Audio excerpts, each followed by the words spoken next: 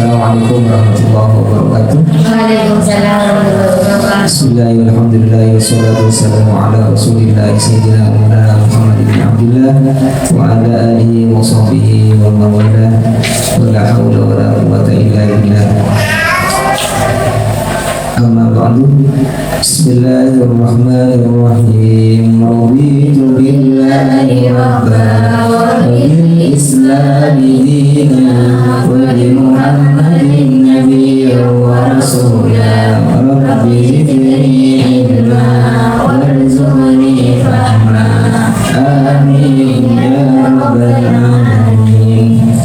Jadi kita sekarang masih di pasal 5, faslun fil jiddi wal muwadhabati wal himmati.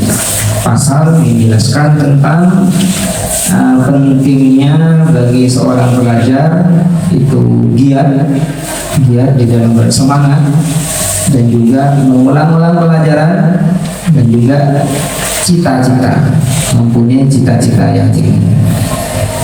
Pada bagian ini sebelumnya kita sudah membahas tentang 3 komponen penting yang mendukung terhadap kesuksesan belajar.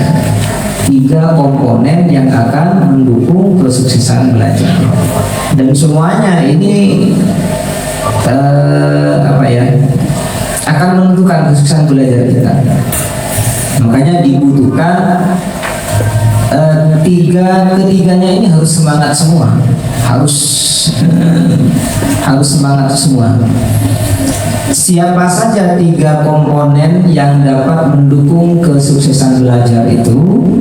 Yang pertama adalah murid atau muta'allim.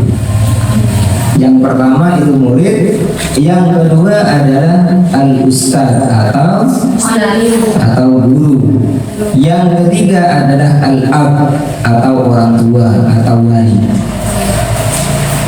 Kalian perhatikan semua bahwa murid harus mempunyai bekal, setidaknya yang sudah dijelaskan sebelumnya, yaitu ada 6 bekal. Apa saja? Tekaun wa hirsun wasribarun wa bulghatun wa irsyadu ustadi wa tulu zamani. Tekaun itu harus cerdas. Jadi kalau tidak cerdas tidak bisa sukses. Terus yang kedua, seorang murid harus loba itu rakus sama ilmu. Ya, jadi dikasih pelajaran ini kurang, tambahin lagi Ustaz, ya, gitu. Kok hanya pelajaran ini Ustaz kurang, saya masih banyak jam kosong, tambahin lagi Ustaz, nah gitu. Ya, itu syarat kedua. Ya, ada di halaman 26. Ada di halaman 96. Iya, salah. Makanya nggak ketemu. Ternyata saya tulis ada di halaman 96. Yang ketiga itu sabar. Jadi menuntut ilmu itu harus bersabar. Jadi meskipun ngantuk, ya turun dan hadir sabar. Nanti sama gurunya disuruh ngerjakan ini, sabar. Tugas sebelumnya belum selesai, dikasih tugas lagi, sabar, kerjakan gitu. Nanti ternyata tidak lulus, saya tidak tahu kalau di kuliah itu misalkan nggak tuntas KKM, kamu nilainya di bawah KKM, di bawah standar, kamu harus mengerjakan tugas ini lagi, tugas tambahan khusus Anda, bersabar. Terus baru yang keempat itu bulghah. Yang bulghah itu seorang murid harus punya modal, harus bermodal. Terus berikutnya yang kelima, wa irsyadu ustadi. Belajar itu usahakan berdasarkan petunjuk guru, usahakan ada gurunya yang ngajar. Kalau tidak ada gurunya ini berbahaya. Bisa-bisa nanti salah pemahaman. Terus yang terakhir yang keenam, wa tulu zamani itu maksudnya waktunya lama. Kalau belajar itu waktunya lama. Belajar instan itu tidak akan efektif. Apalagi menghafal Quran ya, maunya 1 tahun hafal 30. Ya setorannya yang selesai, setelah dites lagi hilang sudah. Karena itu memang butuh setidaknya 3 tahun untuk hafal 30 secara fikih. Yang berikutnya, murid itu di sini ini sudah bab ini di pasal ini itu kan syarat tadi. Syarat yang kedua kasab. Murid itu harus ada usaha. Itu kan tadi hanya syarat. Yang kedua itu harus ada usaha. Apa usahanya? Pertama, jelas menjadi murid itu harus belajar. Belajar beneran. Belajarnya mulai dari membaca dan diulang-ulang. Jadi harus ada semangat, harus dibaca berulang-ulang, dan dia harus punya cita-cita untuk memahami pelajaran. Jangan aneh-aneh ya. Kadang anak-anak aneh-aneh. Pengen hafal Quran, Qurannya dibakar, kemudian dijus, diminum. Tidak bisa kayak gitu. Kayak kitab ya, kitab diginikan. Kecil. Ayo masuk semua. Tidak bisa. Itu aneh itu. Itu senewan itu. Enggak adil. Jadi belajar ya. Al-ilmu bidarsi. Ilmu itu al-ilmu bita'allum. Ilmu itu bisa didapati dengan cara belajar. Ini tidur dulu kan? Tidur. HP-an terus. Ini penyakit ini HP ini. Gak usah HP aja. Bilang ke orang tuanya, saya mulai bulan depan tak kembalikan HP saya. Karena saya tidak fokus kuliah gara-gara HP. Kayak di pondok itu enak ya, fokus kalau di pondok. Tadi aku kalau tak pegang HP sehari aja bingung kan ya, udah stres ya. Tak pegang HP sehari. Terus murid itu juga harus berdoa. Ada sebenarnya nanti akan dipelajari. Belum masih. Jadi murid itu harus rajin berdoa, mohon perlindungan kepada Allah. Termasuk ini pesannya Sayyidina Ali nanti akan dilewati. Insya Allah di bab ini ada.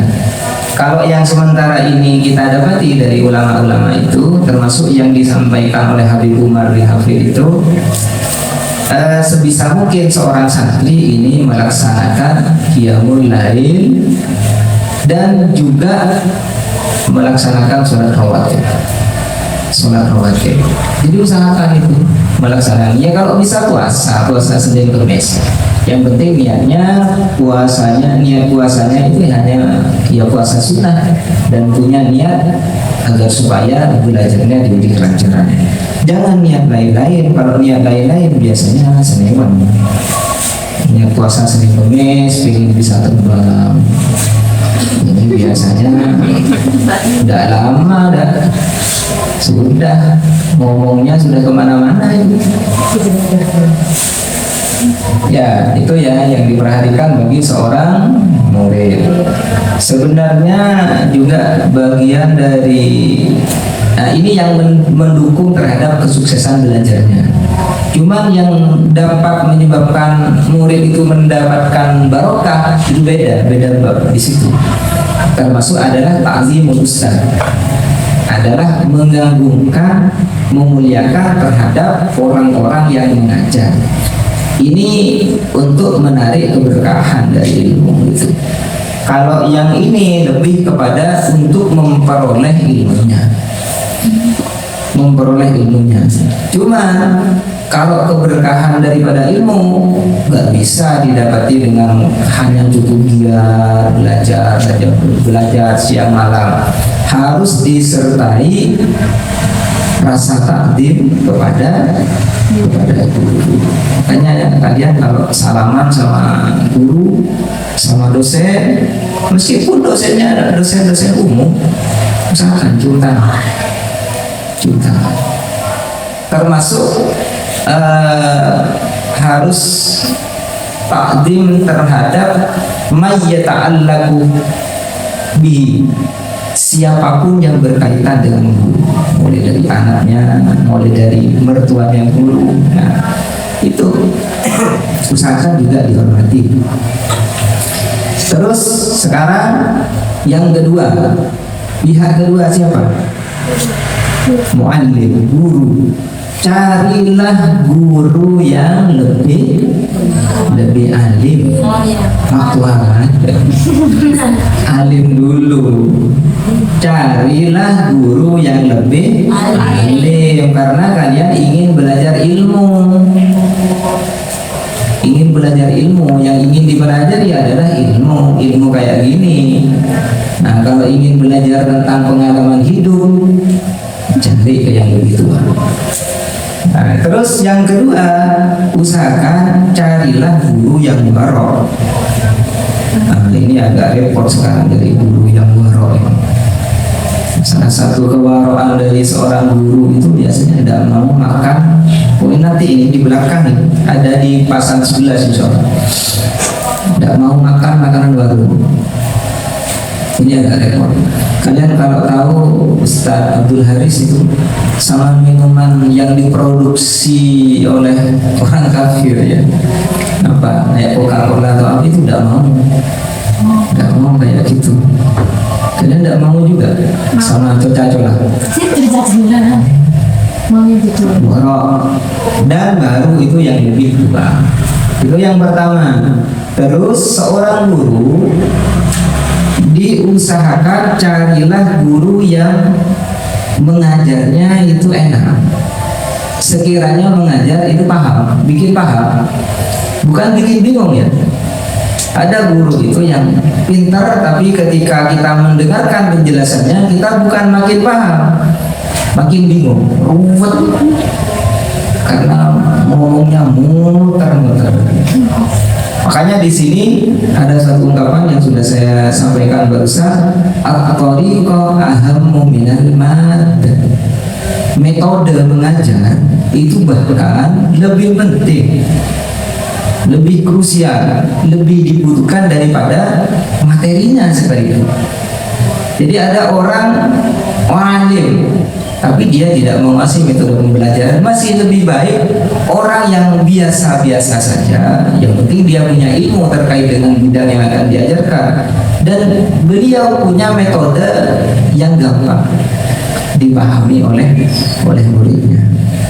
Makanya kalau kalian dengarkan ceramah, biasanya yang sering kali diundang oleh orang-orang, terutama orang-orang awam ya, orang-orang desa, ini yang materinya tinggi apa yang kadang sesekali guyon, ada yang gampang dipahami masyarakat, kalau kayak gitu. Yang gampang guyon. Ya, yang biasanya gampang dipahami oleh masyarakat. Bahkan saya yang agak aneh itu ketika kapan hari ngisi itu di Armel, asramanya tentara. Saya mulutan kemarin saya kan diundang ke sana. Saya sudah siapkan materi kayak mau ngajar itu saja. Memang saya guru. Saya siapkan materi, udah nyampe di sana, panitianya datang, tentara semua sama ibu-ibu. Ustaz minta tolong nanti ketika ceramah usahakan ada lucu-lucunya. Aduh, ya kalau saya disuruh melucu. Ternyata itu alasannya, karena tentara itu tidurnya sekitar 3-4 jam, bukan cuma 3 jam sehari semalam. Jadi waktu itu kan acaranya jam 8, jadi ngantuk, takut ngantuk. Tapi alhamdulillah tidak ngantuk. Nggak tahu kalau habis subuh ngantuk. Terus guru itu juga, nanti ini kalau kalian jadi guru, usahakan kalian nanti mendoakan kepada santrinya, kepada murid-muridnya. Jadi yang didoakan mulai dari orang tua, juga guru-gurunya, dan juga murid-muridnya. ada satu informasi yang sangat penting dan sampai sekarang itu melekat.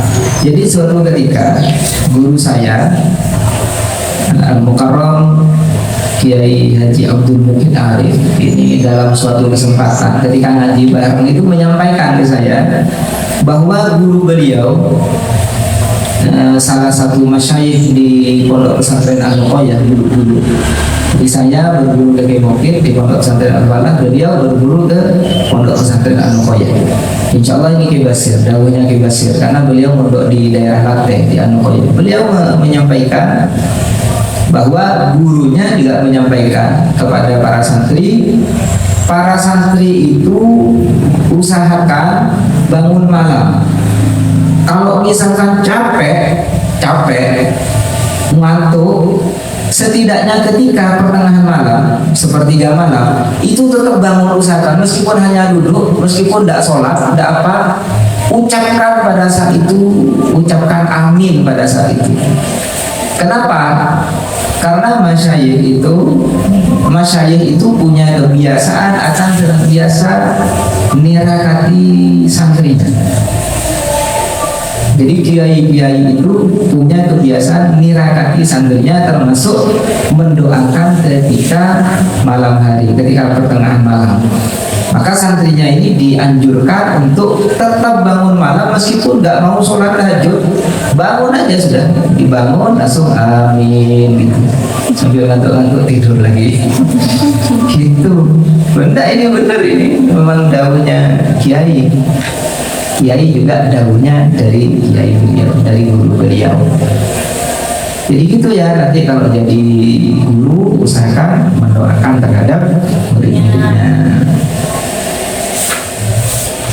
Dan saya pernah dengar jadi saya sebelum mondok dan bahkan ketika mondok, bapak saya ini titip pesan ke saya, "Cong, kamu nggak usah tirakat, ya." Jadi titip ke saya, kamu nggak usah tirakat nanti setelah mondok. Yang penting belajarnya aja sudah giat. Kenapa? Karena Ki ya, karena Ki Samsul Arif pendiri Pondok Pesantren Al-Falah itu sudah nirakati berapa tahun gitu. Sekian tahun itu nirakati murid-muridnya untuk para santrinya, dan sekian tahun nirakati untuk anak cucunya. Makanya ini ada semua tirakat ini, mulai dari murid harus tirakat, guru harus tirakat, dan juga orang tua harus tirakat. Ini yang disampaikan oleh almarhum bapak saya tentang kiai beliau masuk Pondok Pesantren Al-Falah itu, nirakati keluarganya, anak cucunya, anak potona, sekaligus juga nirakati santri-santrinya. Baik, komponen yang ketiga, yang terakhir itu adalah orang tua.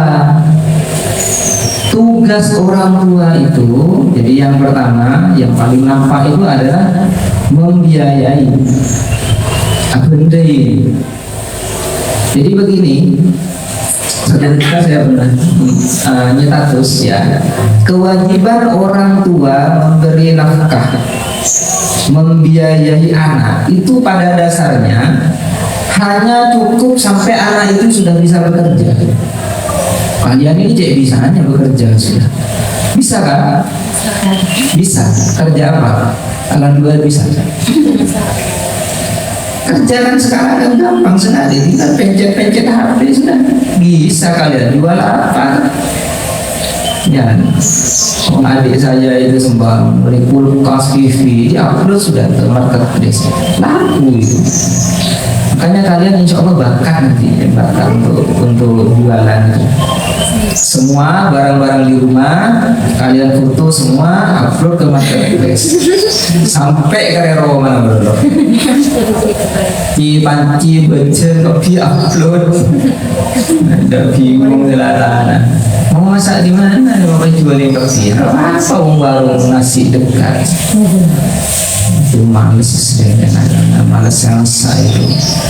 Jadi sebenarnya kewajiban daripada orang tua itu membiayai anak membiayai anak sebatas sampai anak ini sudah bisa bekerja, bisa mandiri. Illa, ya, ada pengecualian kecuali bagi seorang anak yang masih sibuk belajar.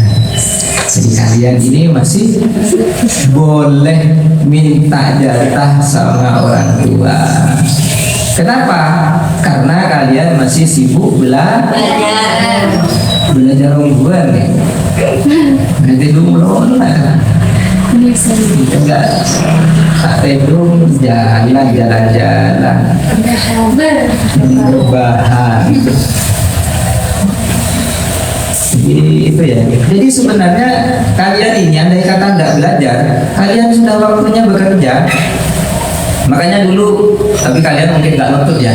Di masa saya itu biasanya anak-anak SD kelas 2, kelas 3 itu sudah berhenti tidak sekolah lagi. Sudah nolongin Pak Andres, sudah bantu bapak ibunya.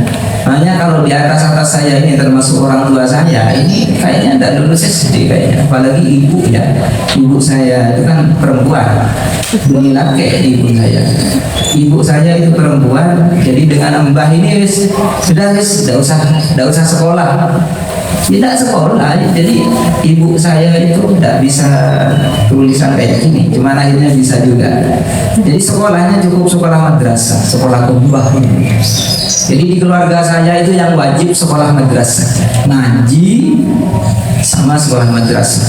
Sekolah SD tidak diwajibkan, itu di keluarga mbah-mbah saya. Terus berikutnya, selain tugas orang tua membiayai, cuma kalau kalian memang sudah ada kemampuan untuk berwirausaha, itu lakukan. Karena aslinya kalian ini sudah bukan waktunya dibiayai full sudah dengan orang tua. Dan saya ini nggak hanya bisa memberikan saran. Saya ketika kuliah sudah bekerja. Saya kerja di rental komputer. Sebelum lulus saya sudah bekerja. Makanya kalian kembangkan ini, yang jualan apa gitu. Pokok jangan jualan nanti bajunya yang diberikan orang tuanya dijual lagi. Jualan kreatif kayak siapa ya anak-anak ini jualan makanan apa. Itu boleh kalian pulaan di mana kemudian dijual lagi, kan bisa cari-cari kalian. Cuman sekiranya tidak mengganggu terhadap belajar. Ya kalau kalian memang sudah sibuk dengan tugas, jangan jualan. Waktunya selesai 4 tahun sampai 8 tahun tak selesai kalian. Jadi fokus. Kalau ada waktu yang sekiranya bisa meringankan orang tua, punya apa dijual. Itu membiayai. Terus berikutnya, tugas daripada orang tua itu harus mengontrol belajarnya anak. Jadi harus memonitor itu orang tua, sebagaimana yang dilakukan oleh Khalifah Harun ar-Rasyid itu. Sesekali mengontrol, melihat keadaan atau perkembangan pendidikan anaknya. Yang dilihat itu mulai dari hasil belajarnya, sampai mana kamu sekarang sudah bisa apa dan bisa apa. Dan juga diperhatikan sebagai orang tua itu memperhatikan perilaku anak, ada perkembangan apa tidak. Ya, sama dengan ceritanya Khalifah itu ketika nyambangi anaknya di halaman berapa? Di halaman berapa ini? Ketika sang Khalifah Harun ar-Rasyid nyambangi anaknya, ternyata mendapati putranya sedang membantu gurunya untuk berwudu. Tangan kirinya menuangkan air kepada gurunya, dan gurunya ngambil sendiri air, dan pada waktu itu didapati air itu diusapkan sendiri ke kakinya Syekh. Maka apa yang dilakukan oleh Khalifah? Fa'atabal Khalifatu al-Asmu'iyah. Saya masih ingat sekali itu. Maka Khalifah itu menegur sama Syekh Asmu'i, kenapa tidak sekalian anak saya kamu ajari mengabdi secara sempurna? Tangan kirinya itu menuangkan air, masih ada tangan kanannya ini yang masih nganggur. Kenapa nggak sekalian kamu suruh aja anak saya untuk menyiramkan air itu langsung ke anggota wudhumu? Kok nggak setengah-setengah? Karena apa? Niatan saya mengutus anak saya ke Anda liyu'allima wa tu'addiba, agar supaya engkau ini mengajarnya dan sekaligus juga mendidiknya. Sama enggak kira-kira dengan orang tua kalian?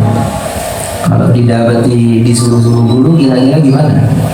Dan kayak gitu. Nanti kalian kalau punya anak ya, kira-kira berapa tahun punya anak? 50 tahun lagi? Ya, enggak, maksudnya kita nggak punya anak dan anak Anda dimondokkan. 20. Kalau kalian memondokkan anak, nanti bilang kepada anaknya, nak, kamu jangan hanya belajar ilmunya dari gurunya, tapi juga belajar akhlaknya. Itu salah satu pesan dari salah satu Imam Malik ya. Jadi Imam Malik itu ini bagian dari contoh yang baik. Imam Malik ini seorang ulama yang sangat tersohor sekali di Madinah. Setiap kali Imam Malik ini mau berangkat belajar, maka uminya ini menyiapkan pakaiannya, bahkan juga imamah selendang atau sorban. Jadi sorbannya itu disiapkan oleh ibunya.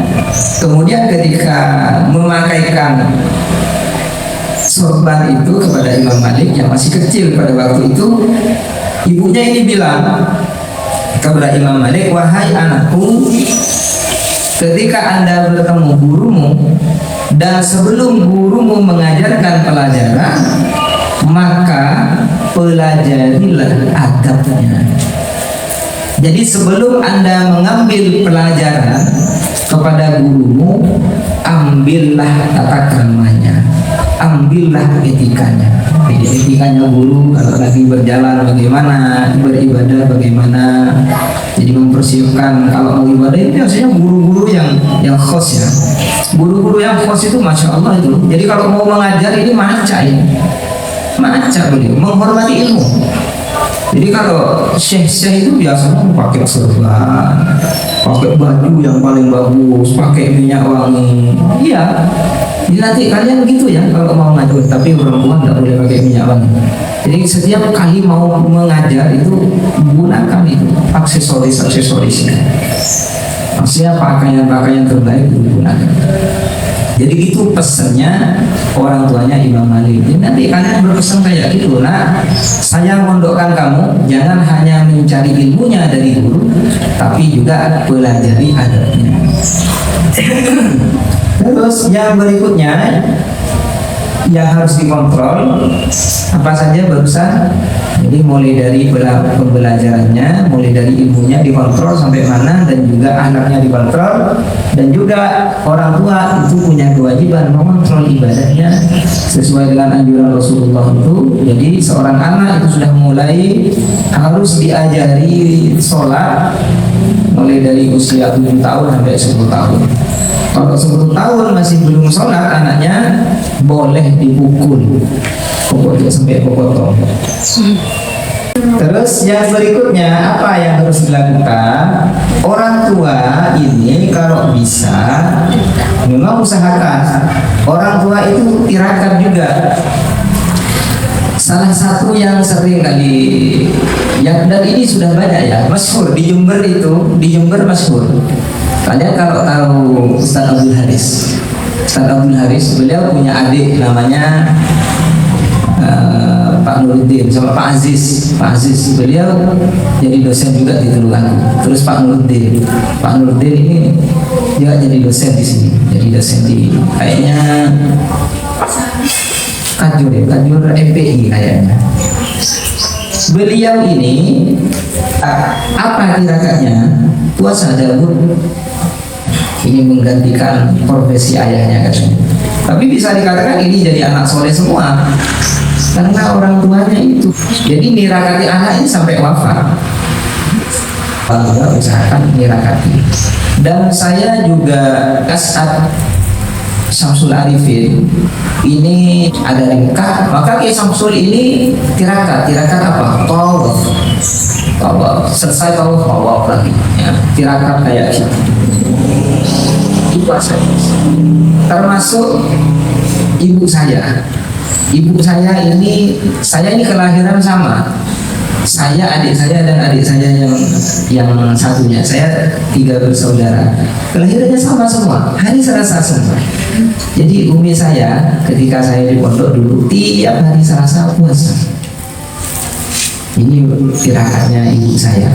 Ibu saya ini tirakat kan? Hanya kalian ya orang tuanya suruh tirakat Pak. Suruh tirakat kan masih lengkap semua orang tuanya. Ini nanti suruh tirakat ya orang tuanya ya.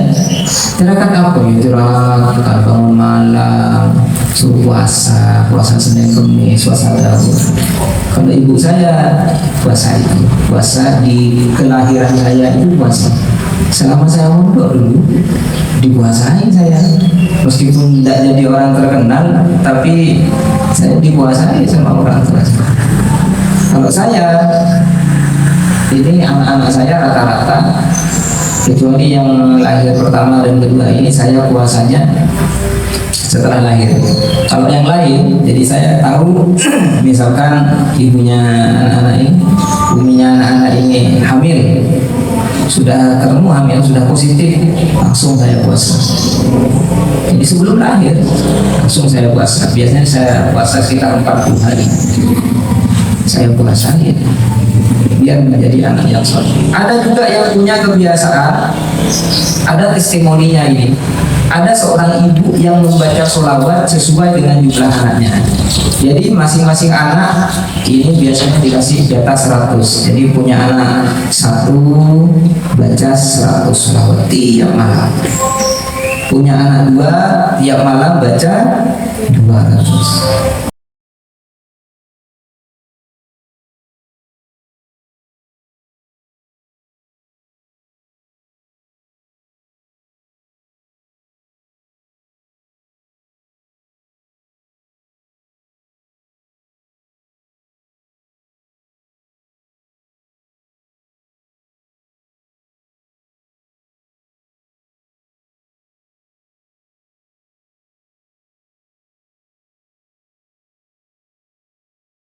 Selain itu, yang didapati dari pelajaran sebelumnya, halaman berapa?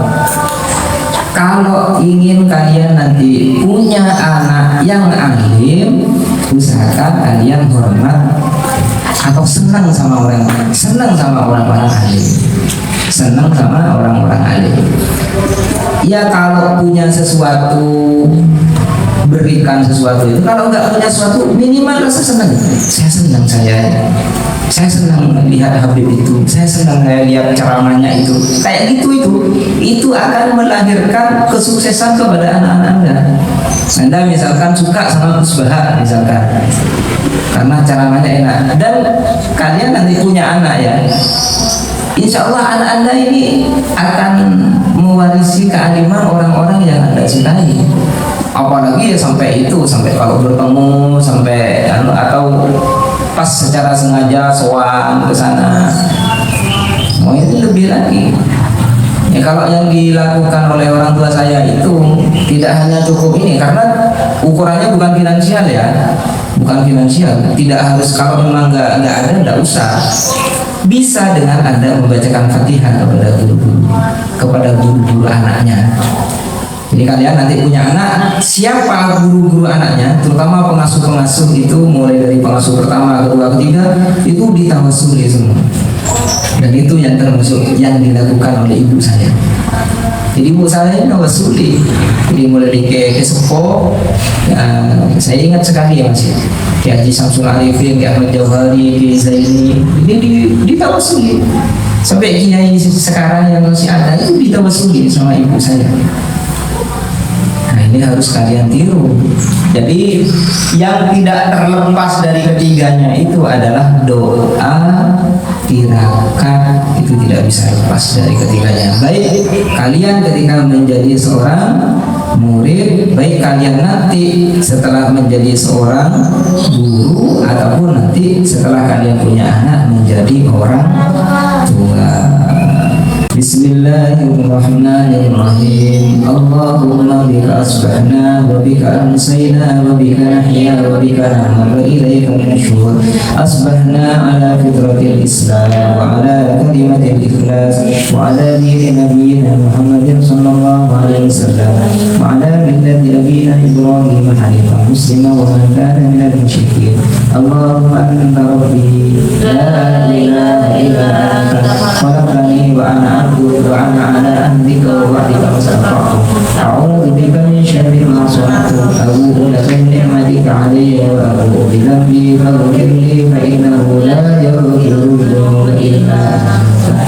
Rabbana anfa'na bima 'allamtana rabbi 'allimna alladhi yanfa'una rabbi faqihna wa faqihana wa qarabati lana fi dinina. Rabbana anfa'na bima 'allamtana rabbi 'allimna alladhi yanfa'una rabbi faqihna wa faqihana wa qarabati lana fi dinina. Rabbana bima 'allamtana rabbi 'allimna alladhi yanfa'una rabbi faqihna wa faqihana wa qarabati lana fi dinina. Subhanakallahumma wa bihamdika asyhadu an la ilaha illa anta astaghfiruka wa atubu ilaik. Assalamualaikum warahmatullahi wabarakatuh. Waalaikumsalam.